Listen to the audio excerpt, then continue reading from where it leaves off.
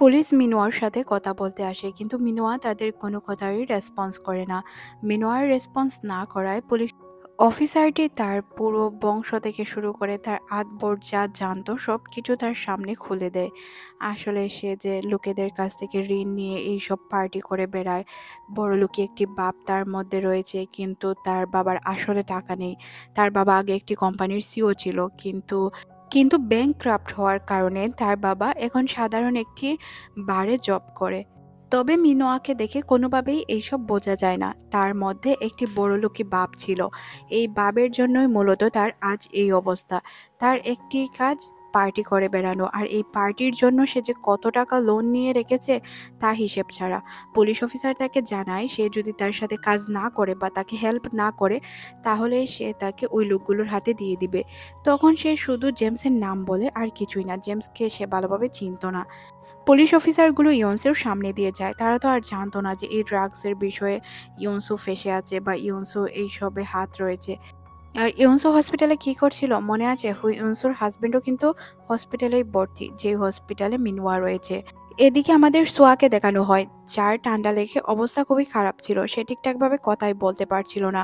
তার ক্লাসমেট লক্ষ্য করে তার এই যে সোয়েটার পরে আছে ওইটা ফাটা। এটা দেখে তারা সবাই ক্লাসের হাসাহাসি করতে শুরু করে।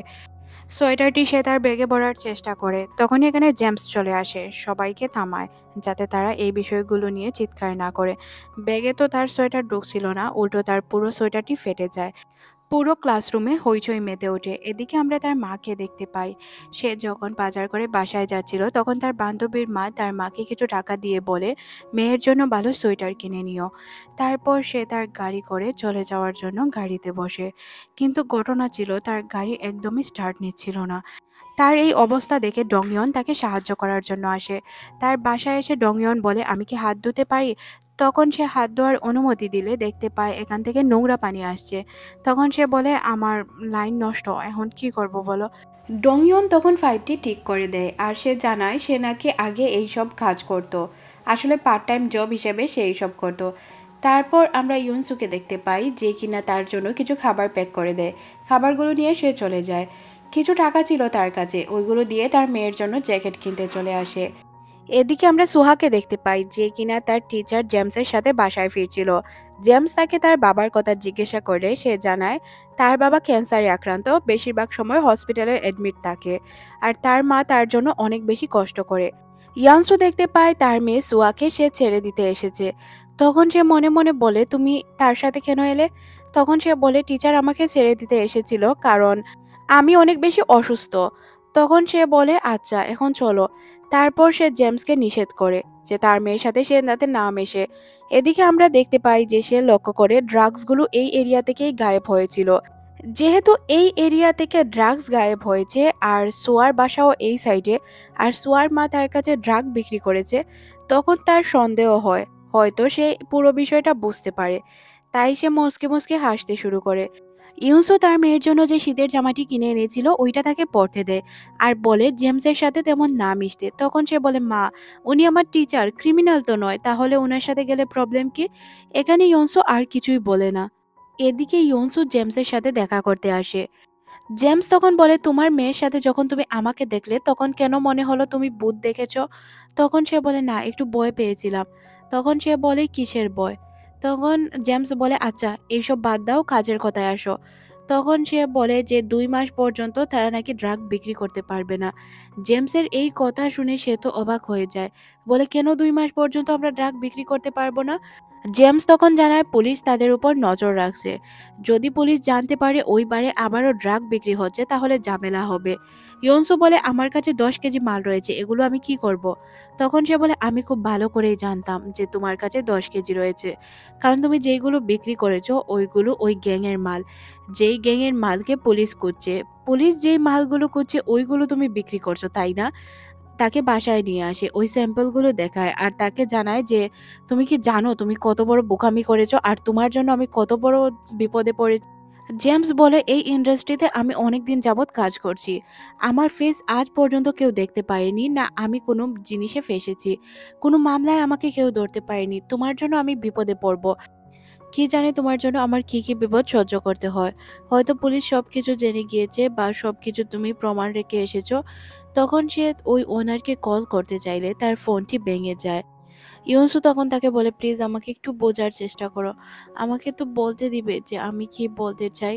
তখন সে বলে, তুমিই তো বলেছিলে তোমার ফ্যামিলির সাথে আমার কোনো লেনাদেনা নেই। এদিকে আমরা ওই পুলিশ অফিসারটিকে দেখতে পাই যে কিনা বার ওনারকে ডেকে নিয়ে আসে আর তাকে জিজ্ঞাসাবাদ করতে শুরু করে। তখন সে বলে জেমসের সম্পর্কে সে তেমন কিছু জানে না। অনেক কিছু ঘাটাঘাটির পরও তারা জেমসের বিষয়ে কোনো কিছুই জানতে পারে না। এখানে আমরা দেখতে পাই জেমস তাকে জানায় যে তুমি যদি এখান থেকে বাঁচতে চাও তাহলে সব মাল আমাকে দিয়ে দিবে। কিন্তু সে এখানে দিতে রাজি না হলে সে আবারও ওই ড্রাগসের ওনারের কাছে কল করতে চায়। জিনসু কি করবে? তার হাতে তো কিছু করারই ছিল না। তাই সে ড্রাগগুলো দেওয়ার জন্য রাজি হয়ে যায়। তার অনেক খারাপ লাগে। সে তার অনেকবার পায়ে ধরে হাত জোড় করে ক্ষমা চাওয়ার চেষ্টা করে। কিন্তু জেমস কোনোভাবেই মানে না। পরদিন সে যখন কাজ করছিল তখন সে একদমই ভেঙে পড়ে। কারণ জেমসকে তার তো ড্রাগ দিয়ে দিতে হবে। আর এই ড্রাগগুলো দিলে সে কিভাবে তার হাসব্যান্ডের টাকা জোগাড় করবে? কিন্তু তার হাতে কিছুই করার ছিল না। ড্রাগসগুলো নিয়ে সে একটি লকারে রেখে দেয়। কিছুক্ষণ পর জেমস এই ড্রাগসগুলো নিয়ে একটি রেল স্টেশনে বসে পড়ে। তখনই তার কাছে বার ওনারের কল আসে। বার ওনারের সাথে সে কথা বলছিল। এখানে আমরা দেখতে পাই বার ওনার তো ফালতু কথার মধ্যে তাকে ফাঁসিয়ে রেখেছিল। কারণ পুলিশ বলেছিল বার ওনারকে যদি সে তাকে ধরিয়ে দিতে পারে তাহলে তার বার থাকতে পারবে, আর না হয় তার বারকে তারা এখান থেকে সরিয়ে ফেলবে। যার কারণে সে এমনটা করতে বাধ্য হয়েছিল। জেমস বিষয়টা বুঝতে পারে, সিম তাড়াতাড়ি সে ভেঙে ফেলে দেয়। এদিকে আমরা দেখতে পাই তার উপর নজর রাখছিল ওই ড্রাগের মালিকের যে লোকজন ছিল তারা। কিন্তু সে এখানে তাদের সাথে মারপিট করে একটি রেল স্টেশনের রেলে পৌঁছে যায়। রেলে ঢোকার পর রেলের দরজা বন্ধ হয়ে যায়, যার কারণে তারা তাকে ধরতে পারে না। জেমস এখান থেকে দৌড়ে পালাচ্ছিল। পালানোর সময় সে একটি লোকের সাথে ধাক্কা খায়, যার কারণে ড্রাগসগুলো নিচে পড়ে যায়। ড্রাগসগুলো যখন সে হাত দিয়ে ধরে তখন সে বুঝতে পারে এগুলো তো ড্রাগস ছিল না, এগুলো চকলেট ছিল। যখন সে বিষয়টা বুঝতে পারে তখন সে অনেক রেগে গিয়ে চিৎকার করে। এদিকে আমরা ইয়নচুকে দেখতে পাই যে কিনা সিদ্ধান্ত নিয়েছিল ড্রাগসগুলোকে সে পুলিশের কাছে দিয়ে দিবে। কারণ জেমসের কাছে দিলে তো সে তাকে টাকা দিবে না। তাই জেমসকে কল করে জানায় যে চলো একসাথে বিপদে পড়ি বা একসাথে মারা যাই, বলতে এই টাইপের কথা বলছিল। তখনই সিন চলে যায় অতীতে। সে একটি অফিসে জব করত। তার কাছে যেই আসতো তাদেরকে সে খুব সুন্দর করে বুঝিয়ে দিত। তার বান্ধবী ইয়োজু তাকে বলতো, আচ্ছা তোর কি কখনো রাগ হয় না? তুই কি কখনো কারো উপর চিৎকার করিস না? তখন ইয়নসোর মনে পড়ে চোর তার টাকা চুরি করে নিয়ে গিয়েছিল, যার কারণে সে একবার অনেক জোরে চিৎকার করেছিল। তাদের পিছে দৌড়াচ্ছিল, তারপরও সে টাকা পায়নি। সিন আবার বর্তমানে চলে আসে। সে পুলিশ স্টেশনে বসেছিল। পুলিশের তো অনেকগুলো মামলা থাকে, যার কারণে তারা তাকে বলে যে কিছুক্ষণ পর তাকে ডাকবে তার সিরিয়াল আসলে। ইয়নসো বসেই ছিল। এদিকে আমাদের জেমসকে দেখানো হয় যে কিনা রাগে চিৎকার করছিল। জেমস ইউনসোকে কল করে জানায়, এক কাজ করো, তুমি পুলিশ স্টেশন থেকে বাহিরে চলে আসো, তুমি যা বলবে আমি তাই করব। তারপর সে অবশেষে বাহিরে চলে আসে আর তাকে বলে, হ্যাঁ বলো কি করতে হবে। তখন সে দেখতে পায় ব্যাগে তো কোনো ড্রাগস ছিল না। জেমস বুঝতে পারে যে তাকে আবারও ধোঁকা দেওয়া হয়েছে। তখন সে অনেক রেগে গিয়ে কথা বলে। ইয়নসু বলে যে এত রাগ দেখি আমার সাথে কথা বলবে না, কারণ তুমি আমার সাথে যা করেছো তার বিনিময়ে আমার এটাই করা উচিত ছিল। তোমার কি মনে হয় আমার টাকার প্রয়োজন নেই? জেমস বলে, আমি আমার ফ্যামিলির সাথে সম্পর্ক অনেক আগেই শেষ করে ফেলেছি। তোমার কি মনে হয় ড্রাগ ডিলার মানুষ ভালো হয়? তখন সে তাকে জানায়, দেখো আমার এত টাকার প্রয়োজন নেই। আমার হাজব্যান্ডের চিকিৎসা হবে, আমার বাড়ি নিলামে উঠবে না, এতটুকু টাকাই প্রয়োজন। সিন পরিবর্তন হয়, আমরা পুলিশ অফিসারকে দেখতে পাই যে কিনা এসেছিল ওই জায়গায় যেখানে তার লাস্ট লোকেশন পাওয়া গিয়েছে। এদিকে জেমস রাজি হয়ে যায়, বলে আচ্ছা অনলাইনে আমরা বিজনেসটি শুরু করে দেখি, যদি অনলাইনে আমরা ড্রাগস সাপ্লাই দিতে পারি এটা তো আমাদের জন্য অনেক ভালো, তাই না? তারপর তারা ডিল সাইন করে নেয় আর একে অপরের সাথে হাত মেলায়। ইয়নসোর হাত মেলানো দেখে জেমস বলে, এই কোন মহিলার ফাঁদে পড়ে গেলাম।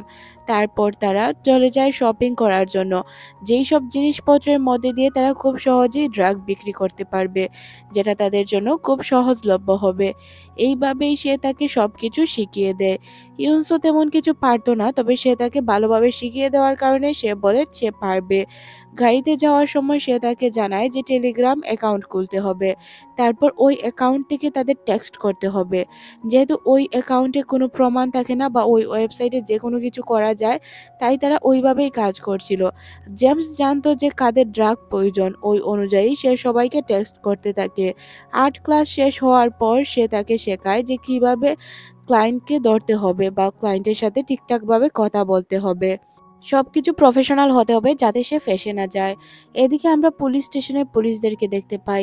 তারা ঠিকঠাকভাবে তদন্ত করছিল। সিসিটিভি ফুটেজে তারা দেখতে পায় যে এখানে ইয়ন্সি ছিল। ইয়ন্সির ফেস বা কোনো কিছুই বোঝা যাচ্ছিল না, কারণ সে নিজেকে কাভার করে রেখেছিল। তারপর তারা মিমোর কাছে চলে যায়। মিমোকে গিয়ে তারা প্রশ্ন করে জেমসের বিষয়ে।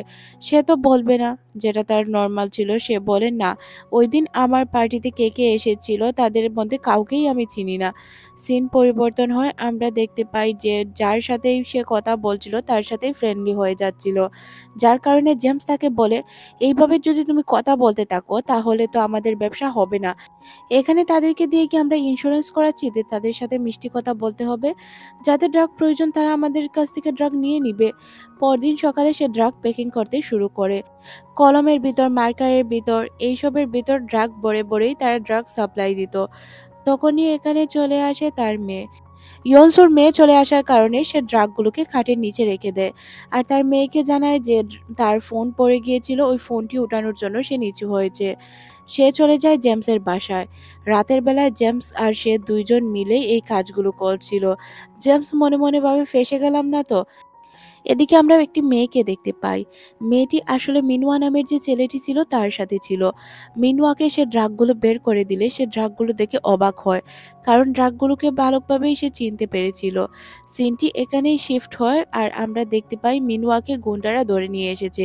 যেই গুন্ডাদের ড্রাগস ছিল তারা মূলত মিনুয়াকে ধরে নিয়ে এসেছিল। জেমসের বিষয়ে জিজ্ঞাসাবাদ করলে সে বলে জেমসের অরিজিনাল নাম, ঠিকানা, ফোন নাম্বার কেউই ঠিকঠাকভাবে জানে না। যখন তার দাঁত ওঠাতেই যাবে তখন সে জানায় যে তার ড্রাগগুলো অনলাইনে বিক্রি করা হচ্ছে। এখন কথা হচ্ছে তারা টাকা কিভাবে নিবে? টাকা তো তাদের কোনোভাবে নিতে হবে। তাই তারা বিটকয়েনের মাধ্যমে টাকাগুলো নিত। বিটকয়েনের মাধ্যমে টাকাগুলো নিয়ে সে পরদিনই সাথে সাথে ব্যাংকে ট্রান্সফার করে দিত। আর ফেক ব্যাংক অ্যাকাউন্টে ট্রান্সফার করত, যেগুলো অন্য কারো নামে ছিল। তারপর বিভিন্ন এটিএম বুথ থেকে টাকাগুলো উঠিয়ে সে এক জায়গায় জমা করে রাখত, যাতে করে তাদের এত সহজে কেউ ধরতে না পারে। এইভাবেই তারা তাদের কাজ চলমান রেখেছিল। তখন সে তাকে জানায় যে আর ১ সপ্তাহ রয়েছে। ১ সপ্তাহের ভিতরে তাদের অনেক টাকা অ্যারেঞ্জ করতে হবে। তাই সে চিন্তিত হয়ে পড়ে।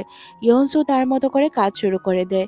এখানে এমনটা ছিল যে সরাসরি একজন প্রোডাক্ট নিতে চায়। তখন সে সরাসরি মনে মনে ভাবে যে এটা তো অনেক রিস্কি হয়ে যায়। তারা এমনটা করে যে একটি হোটেল রুমে দেখা করবে। সে সামনে থাকবে না, তবে কলের মাধ্যমে থাকবে, আর এইভাবেই তারা ডিলটি করবে। মেয়ের স্কুলে প্রোগ্রাম ছিল কিন্তু সে আসতে পারেনি কাজের কারণে, তার মনেই ছিল না। সিন পরিবর্তন হয়, সে কিভাবে ড্রাগগুলো সাপ্লাই দিবে এই নিয়েই চিন্তা করছিল। তাই সে একটি হোটেল রুম বুক করে। হোটেল রুমে এসে সে সবকিছু ঠিকঠাকভাবে রেখে যায়। তারপর আমরা দেখতে পাই একটি ছেলে হোটেল রুমে প্রবেশ করে আর তার মতো করে কাজ করে। জেমস একটি ছেলেকে অনেকগুলো টাকা দেয়। ছেলেটিকে এটা আমাদের দেখানো হয় না। সে বলে কত কোটি টাকা হয়েছে। তখন সে তাকে জানায় যে ১০০ কোটির মতো হবে। তখন সে বলে আরো ৫০ কোটির প্রয়োজন। তুমি কি জিজ্ঞাসা করবে না আমি টাকা কিভাবে ইনকাম করি? তার ভাই বলে যে না, এইসব নিয়ে আমার কোনো মাথা ব্যথা নাই। এখানে আমরা জানতে পারি লোকটি তার ভাই। ছেলেটির অনেকগুলো টাকা রেখে তার মাল নিয়ে এখান থেকে চলে যায়। ছেলেটি যখন টাকাগুলো দিয়ে মাল নিয়ে চলে যায় তখন সে নিশ্চিন্ত হয়ে যায়। মনে মনে ভাবে তাড়াতাড়ি গিয়ে টাকাগুলো নিয়ে নেই। সে যখনই টাকাগুলো নিয়ে এখান থেকে বের হতে যাবে তখনই এখানে ওই লোকটি আর তার একজন বন্ধু নিয়ে চলে আসে। এখানে তারা তাকে মারার হুমকি দেয়। সিন পরিবর্তন হয়, আমরা দেখতে পাই সে তার ভাইয়ের সাথে কথা বলছিল। অনেকদিন যাবৎ তার ফ্যামিলির সাথে কোনো সম্পর্ক নেই, কিন্তু তার ভাই তার টাকার জন্য ফ্যামিলির সাথে সম্পর্ক রেখেছিল বা তার খোঁজ নিত শুধু টাকার জন্য। এদিকে গুন্ডাগুলো ইয়নসুকে মারার জন্য একদম প্রস্তুত ছিল, তাকে মারার প্ল্যান করছিল। ইয়নসু বুদ্ধি করে জেমসকে কল করে, কিন্তু জেমস কল রিসিভ করে না, কারণ তার ভাইয়ের সাথে কথা হচ্ছিল। তার ভাই তাকে জানায় এমন কোনো কাজ করো না যাতে আমাদের বংশের কোনো ক্ষতি হয়। সে এখান থেকে চলে যায় তার ভাইয়ের কথা না শুনে। এদিকে আমরা একটি লোককে দেখতে পাই যাকে পুলিশ তাড়া করছিল। সে জেমসকে কল করে বাঁচানোর জন্য, কিন্তু জেমস তার কোনো কথাই পাত্তা দেয় না, তাকে বাঁচাবে তো অনেক দূরের কথা। জেমসের যখন নজরে পড়ে ইয়নসু তাকে অনেকগুলো কল করেছিল, তখন সে বুঝতে পারে ইয়নসুর হয়তো কোনো বিপদ হয়েছে। ছেলেগুলো টাকা আর ড্রাগস নিয়ে পালিয়ে যায়। ইয়নসু তাদের পিছু করতে শুরু করে, তাদেরকে মারার চেষ্টা করে। টাকাগুলোর জন্য তার অনেক বেশি কষ্ট হয়, কারণ এই টাকার জন্যই তার হাজবেন্ডকে সে বাঁচাতে পারছিল না। তখন তার নজরে পড়ে একটি স্কুটি নিয়ে সে এখান থেকে ওই গুন্ডাগুলোর পিছু করতে শুরু করে। যেহেতু গুন্ডাগুলোর বাইক ছিল আর তার স্কুটি, তাই সে পেরে ওঠে না। শর্টকাট নিয়ে সে তাদের সামনে চলে আসে। তারা দুইজনও ব্যথা পায়, ইয়নসুও ব্যথা পায়। তখনই সে এখান থেকে ব্যাগটি নিয়ে পালিয়ে যায়। আসলে এটা টাকার ব্যাগ ছিল, ড্রাগসের ব্যাগ তাদের কাছেই ছিল। টাকার ব্যাগ নিয়ে তারা যখন পালাচ্ছিল, তখনই ইয়নসুর সামনে চলে আসে জেমস। জেমস তাদেরকে বাঁচাতে চাইলেও বাঁচাতে পারে না। গুন্ডাগুলো তাকে ফলো করতে শুরু করে। যেহেতু তাদের বাইক ছিল, তাই তারা একটি চিপা গলি দিয়ে যেতে পারছিল। আর ওই চিপা গলি দিয়ে ঢুকতে পারছিল না জেমস। চিন্তায় পড়ে গিয়েছিল ইয়নসুর জন্য। তার যদি কিছু হয় তাহলে কি করবে। ইয়নসু একটি জায়গায় লুকিয়ে পড়ে, গুন্ডারা আসলে তাদের মাথায় ব্যাগ দিয়ে মারে। তারপরও গুন্ডারা তার পিছু ছাড়ে না। যখনই তাকে মারতে যাবে, তখনই এখানে জেমস চলে আসে। জেমস গুন্ডাদেরকে মেরে তাকে নিয়ে পালিয়ে যায়, আর তাকে জানায় এতটা রিস্ক নেওয়ার কি প্রয়োজন ছিল। তখন সে জানায় যে তুমি তো বলেছিলে যে আমার 2 সপ্তাহের ভিতর টাকা ফিল আপ করতে হবে, না হয় আমি টাকা পাবো না। জেমস বলে, হ্যাঁ বলেছিলাম, তাই এমন রিস্ক নেওয়ার কথা তো বলিনি। তখন ইয়নসু বলে, আচ্ছা তুমি কিভাবে জানলে আমি ওই জায়গায় আছি? তখন জেমস বলে, আমি জানতাম তুমি এমন কিছু করবে, তাই ফোন দেওয়ার সময় আমি তোমার ফোনে ট্র্যাকার লাগিয়ে দিয়েছিলাম, তাই আমি তোমাকে ট্র্যাক করে এখানে আসতে পেরেছি। আচ্ছা আমার কথা শুনো, এখন যেহেতু আমাদের টাকা হয়েছে, তাই উচিত এই অ্যাকাউন্টটি ডিলিট করে দেওয়া, না হয় প্রবলেম ক্রিয়েট হতে পারে। তাই সে অ্যাকাউন্টটি ডিলিট করার কথাই চিন্তা করে। যখন ইয়নসুকে বাসার সামনে নামিয়ে দেয় জেমস, সুয়ার বান্ধবীর মা তাকে দেখে ফেলে আর অন্য কিছুই চিন্তা করে। মনে করে আর্ট টিচারের সাথে তার রিলেশন রয়েছে, কিন্তু অরিজিনাল ঘটনা কেউ না জানার আগেই এইসব চিন্তা করে বসেছিল। এদিকে আমরা ওই লোককে দেখতে পাই যার কাছে ডং ইয়ন বলে অনলাইনে যে ড্রাগগুলো সেল হচ্ছিল, ওইগুলো সেল হওয়া বন্ধ হয়েছে। আর তাছাড়া এখন কোথায় এই ড্রাগগুলো আছে এটার জন্য আমি তদন্ত করছি। তখন সে জানতে পারে যে নেক্সট টাইম তাকেই মারা হবে, তাই সে অনেক বেশি ভয়ে ছিল। কি করবে সে, কিভাবে খুঁজবে?